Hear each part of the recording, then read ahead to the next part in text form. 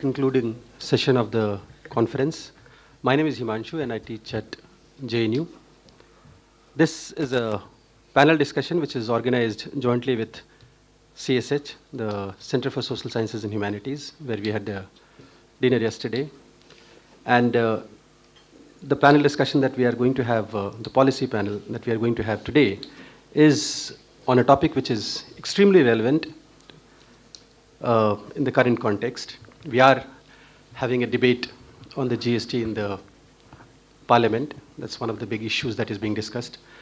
But other than that, I think the two important events this year itself were the Finance Commission report, the 14th Finance Commission report of which was accepted by the government, and the abolition of the Planning Commission being replaced by a new body, Niti Aayog.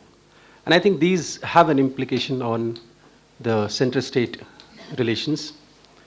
And in some ways, these relations, particularly the 14th Finance Commission, has allowed greater devolution to the states and therefore more autonomy to the states in terms of the way they spend their money. On the other hand, the GST may curtail some of the autonomies that the states had in terms of generating the resources on their own using the taxes that they were imposing. In the middle of all this, the Planning Commission, which used to play at least a role in terms of allocating resources, expenditure to the states for various purposes, not only for development purposes, but also in terms of infrastructure financing, that itself has undergone a change. And to understand how all this is going to fit in the new scheme of things, the new architecture that we are going to see in place, is something that is not only complex in terms of understanding the dynamics of it, but also it will have a broader impact on the center-state relationship, not just the financial relationship, but generally the relationship between center and states. I think we have a very distinguished panel today to discuss this particular issue. We have Professor Pinaki Chakravarti from the National Institute of Public Finance and Policy. He has been associated with this particular Finance Commission, but also with the earlier Finance Commissions. And generally, he is known to be an expert on fiscal resources, financial, central state financial relations. I will not spend much time introducing the speakers. I'll just give a brief overview of what the speakers are. And then straight off go to this, because Professor Abhirup Sarkar has to leave quite early. Right? Yeah.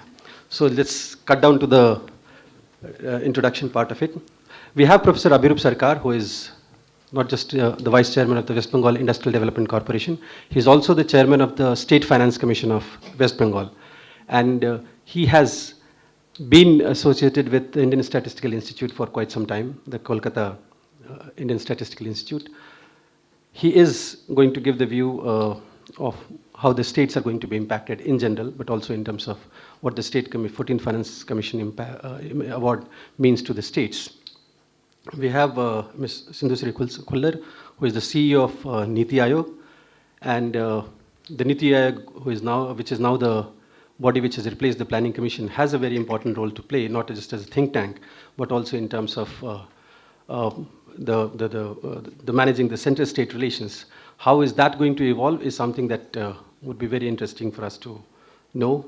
And we have finally Professor Abhijit Sen, who has been a member of the Planning Commission, but also a member of the 14th Finance Commission. And he also was a member of the West Bengal and the Tripura state planning boards. So in some ways, he does come from all the three, the states, the Planning Commission and the Finance Commission has been part of all the three institutions. And he would be giving us his views as to how the new financial architecture that we are seeing, the kind of center-state relations, is going to be impacted by the changes that we have seen in this particular year. So without wasting time, I will request Professor Pinaki Chakravarti to present his views. We'll have 15 minutes for each panelist.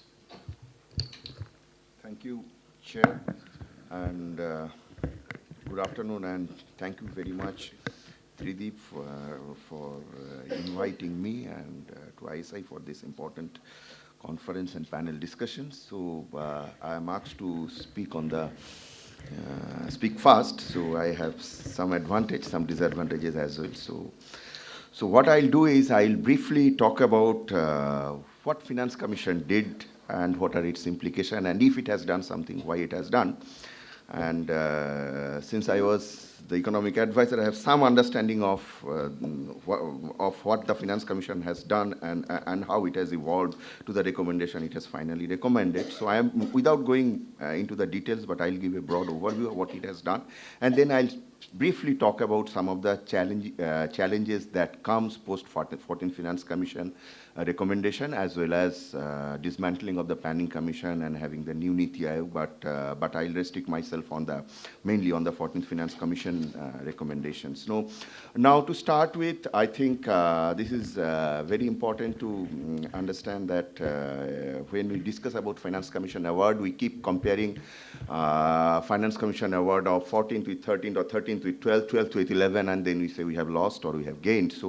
And then each Finance Commission changes the way they give devolution to the states, and devolution being the primary component of transfers.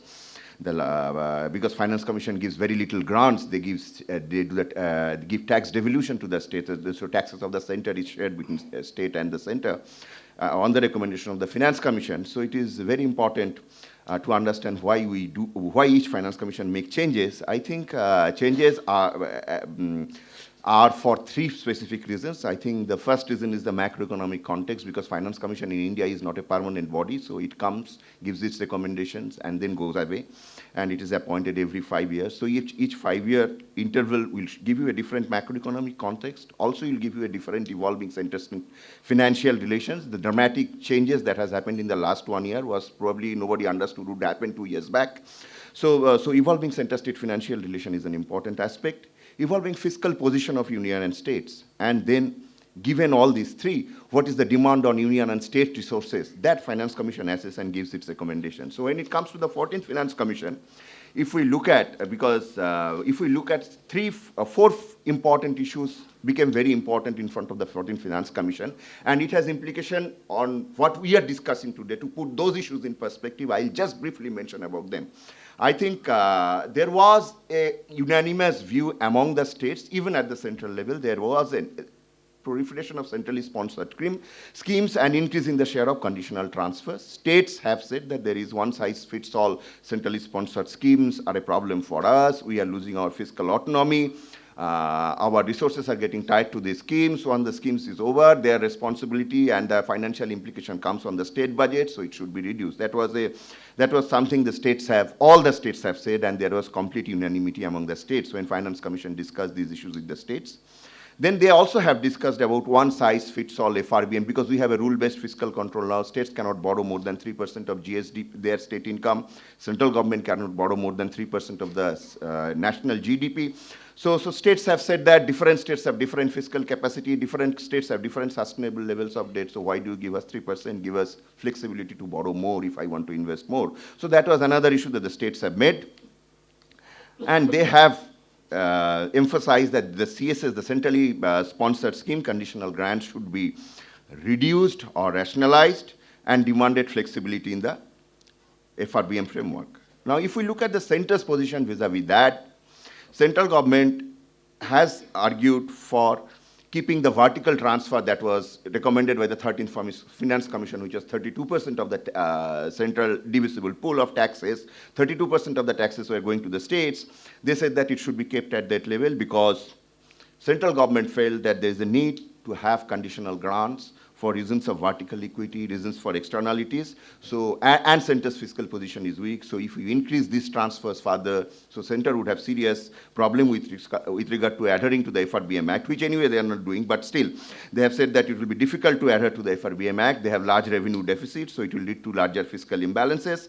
So it is important that you keep the vertical transfer at the level recommended by the 13th Finance Commission, and argued for making adequate provision for the committed expenditure of the union government. Now, states, if we look at, by and large, are fiscally prudent. If we look at since the FRBM was introduced and states had a fiscal deficit, which was in aggregate, some of the states had large fiscal imbalances, but by and large, they were below the FRBM target. So they have said that we have done a credible fiscal adjustment, so why not the central government does that? So that was another issue that they have mentioned. But what FC14 did, I think this is very important to understand, because there is a lot of discussion now going on in terms of research as well as policy papers, that we keep saying that social sector spending has come down, central government has withdrawn, they are not giving planned funds. I think that needs to be seen in a perspective. I think there are a lot of discussions, but I think it is very important to understand if we can, post 14th Finance Commission, whether we can look at social sector spending or development spending at large. Development spending in total as a central subject or a state subject. I think we need to take an aggregate view, and why we need to take an aggregate view, I think that is very important. In the context of those papers, I would just like to highlight a couple of issues. Now, what FC14 did, it took an aggregate view of transfers. So it it has taken into consideration the non-plan expenditure as well as the plan funding. So we have taken the Finance Commission had taken an aggregate view of transfers, provided flexibility in FRBM framework. They said the states who are fiscally prudent. I don't have time to go into the details of those, but we can come back later. Provided flexibility in the FRBM framework. They've said that, okay, if the states are fiscally prudent, they have provided indicators. If those indicators are adhered to, the states can borrow more, up to 0.5% of GSDP. So some flexibilities actually has come into the in FRBM framework as well. Now, what is the advantage of aggregate view that the Finance Commission has taken? It could be disadvantage for many where you stand, but advantage of the aggregate view, if you look at the Finance Commission report, and in the context of the work that has been done post Finance Commission by various researchers, I think aggregate transfer vis-a-vis exit transfer become an important parameter to determine what should go to the states. Since aggregate transfer, if we look at for the last 10 years, roughly from 2007-8, so 8-9 years, 2005-6, so almost 10, it's 10 years, almost 2/3 of the divisible pool was going to the states. So that means if I say that I am transferring 32%, 32% was going in the Finance Commission route and other minor grants, but the rest was going as conditional transfers to the states. So the transfers that were going to the states were quite high. So it was around 62% of the shareable pool of taxes.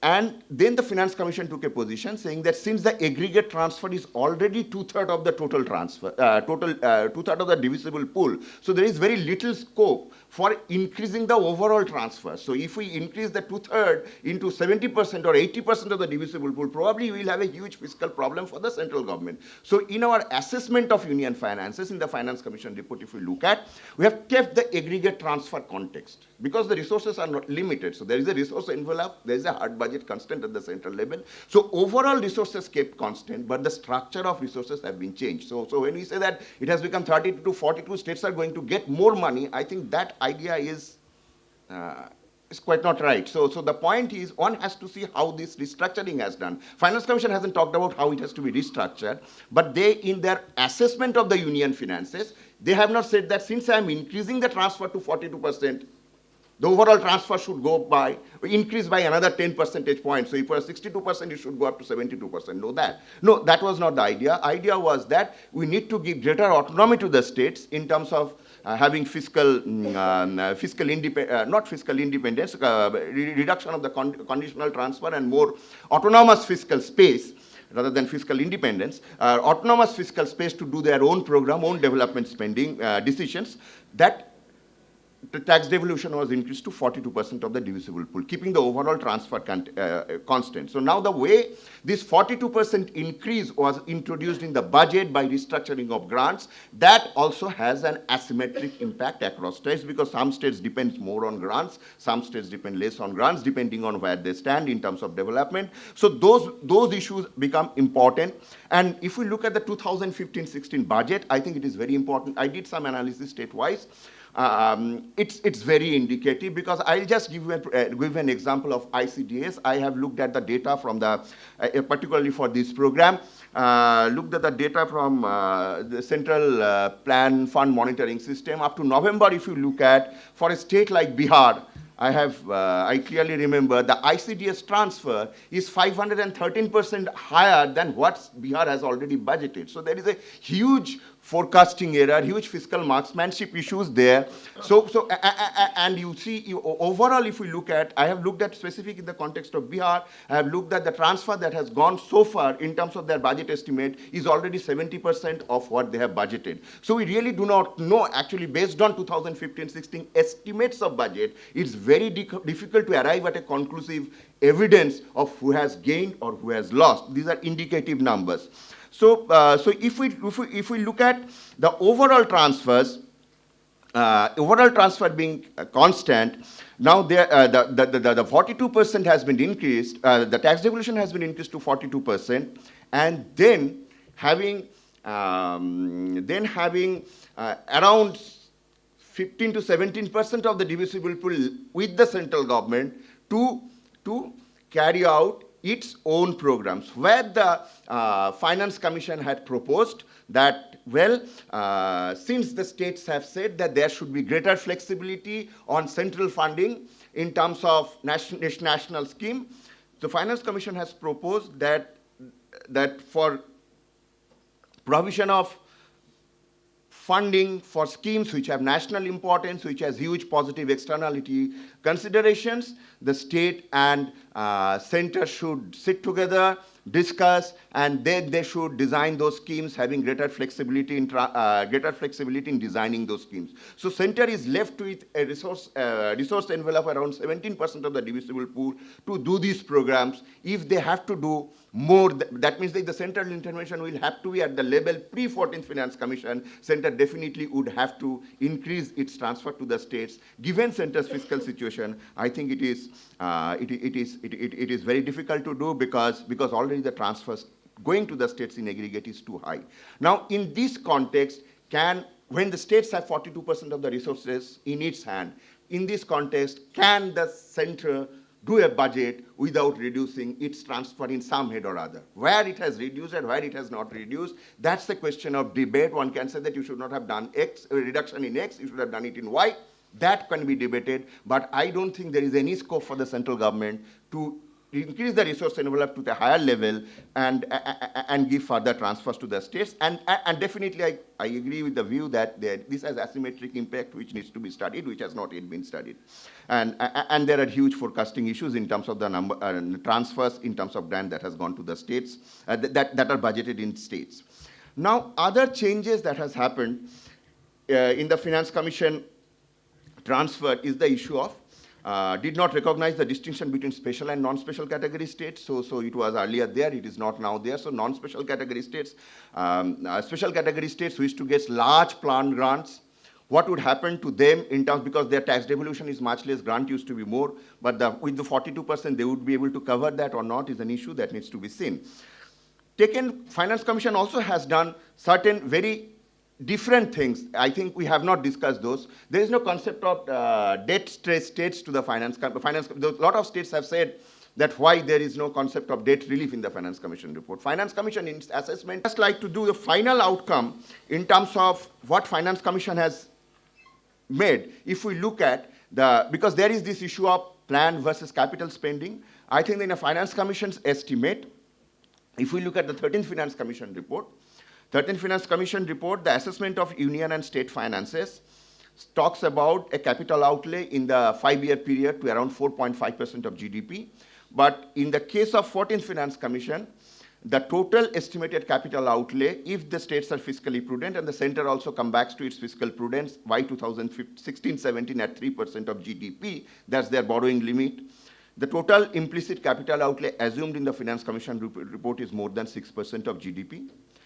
And if we look at the state data, you will see the states are spending more on the capital side of the budget. And so I would like to believe that if there is larger autonomy in spending, probably this capital spending would further go up if they are fiscally prudent. Second, a third important issue which can push up capital spending at the state level is the issue of flexibility in the FRBM Act.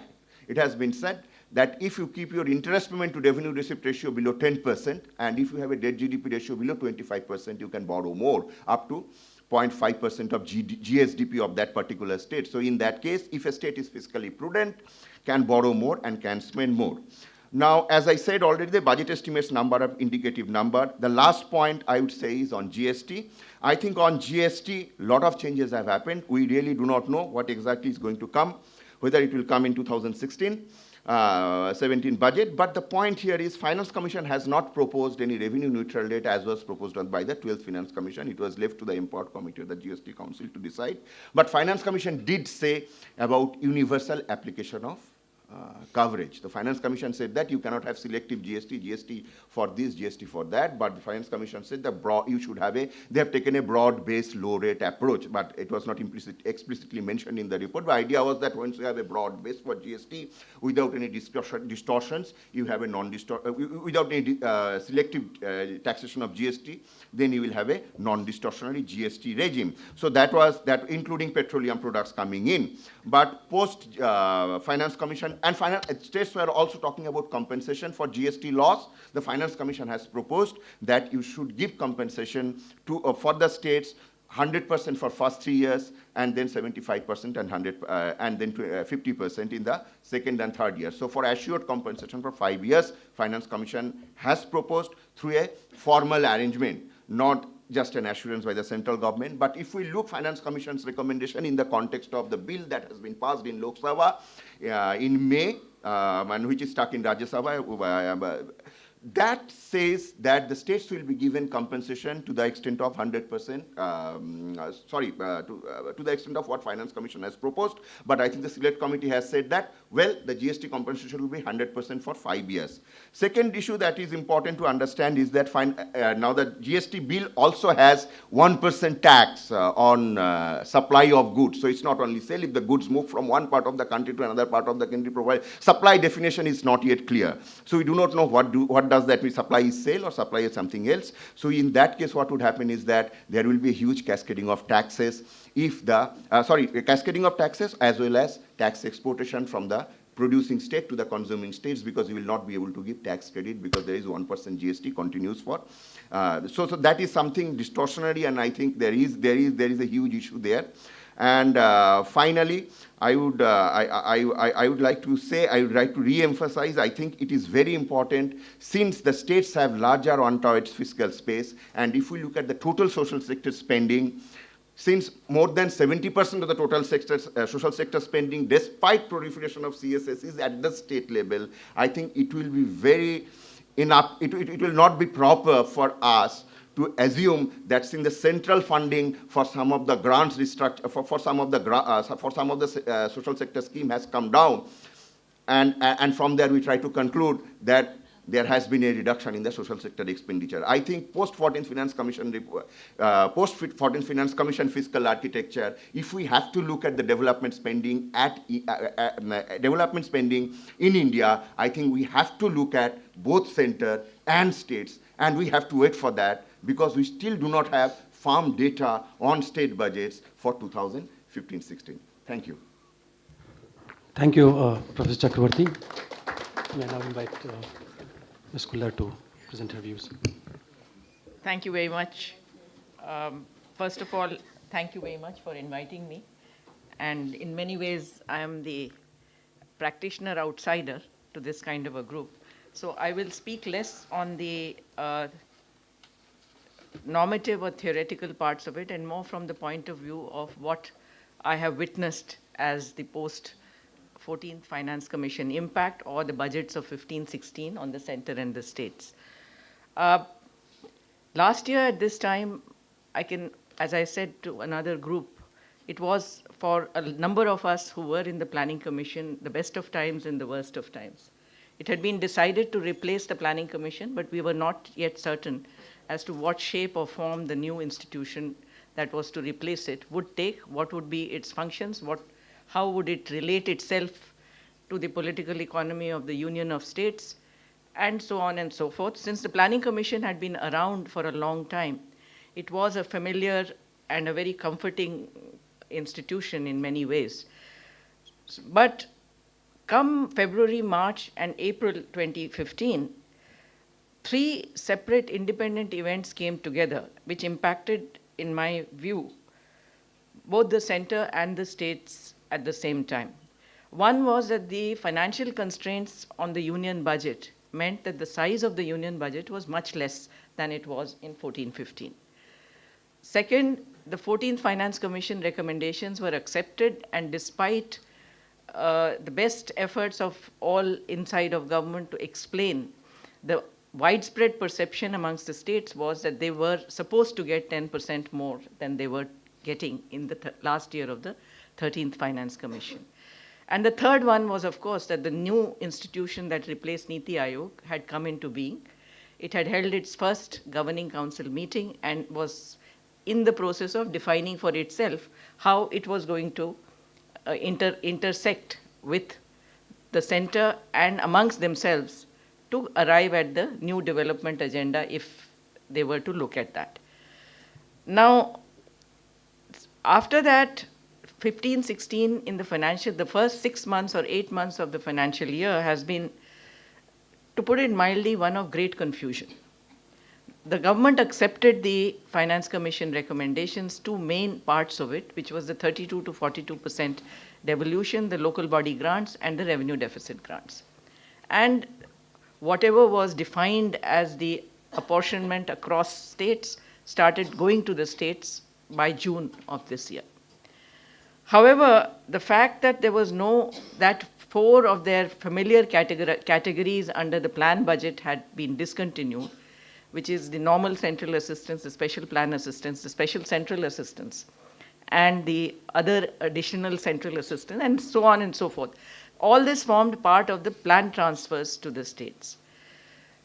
These had been discontinued. A couple of schemes which impacted sub-state level programs, such as the Backward Region Grant Fund, had also been discontinued. The presumption was that the states would adjust their budgets and that they would internalize the commitments to these programs.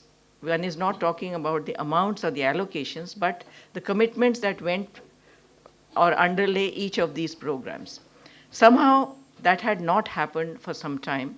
Many states were still arguing. In fact, almost all states, the perception was that, quote unquote, they had lost out. They were getting less than what they were getting in the last year of the 13th Finance Commission. Repeated attempts reiteratively to convince every state by Niti Aayog that no, this is not correct, that the actual amounts that are flowing to you are in fact larger, except for identified 3 or 4 states. This somehow has not been internalized in the states, in their finance and in their planning departments, at least inside of government. Whether we can persuade them and prod them to readjust in the next year is another challenge, and whether that will be taken up by each state on its own, or whether they will continue to knock on the center's door is one issue I think we will watch with interest. The second part of it was that despite the quantum being on the margins, plan transfers, if I may be off on a few percentages, please pardon me on that. Roughly 30% of gross revenue receipts in the 13th Finance Commission of the center went under the Finance Commission transfers. In 14-15, it was a little higher. Only, as compared to that, only 8 to 9% of the gross revenue receipts went as planned transfers. But somehow, the connect with the states on this 8 or 9%, the amount of inter-se bargaining, if I can put it that way, or negotiation that went on between the institutional face for all this, the Planning Commission and the states, gave it an importance which was far, far greater than the amounts that were going. This has come as a surprise to many persons and has not yet been fully appreciated across the board. What it has done is twofold. One is we have had very intensive, at the secretariat level in Niti Aayog, intensive interactions with the states, perhaps a little more than we used to do earlier. And we have done it reiteratively both across different sectors and across the finance and planning part as a whole on the centrally sponsored schemes. What appears in retrospect is that no state is able to pinpoint, at least in the first 4 to 5 months, what or where the additional amounts have been allocated in their respective budgets. That has came as a surprise to many of us here because we presumed that they would automatically flow to the sectors which the Finance Commission had pointed towards. That is, development expenditures which were expected to be performed by the states because they are part of the state list. The perception, which is right or wrong, I will not say, but it is there from the chief minister down to the lowest functionary in their respective governments,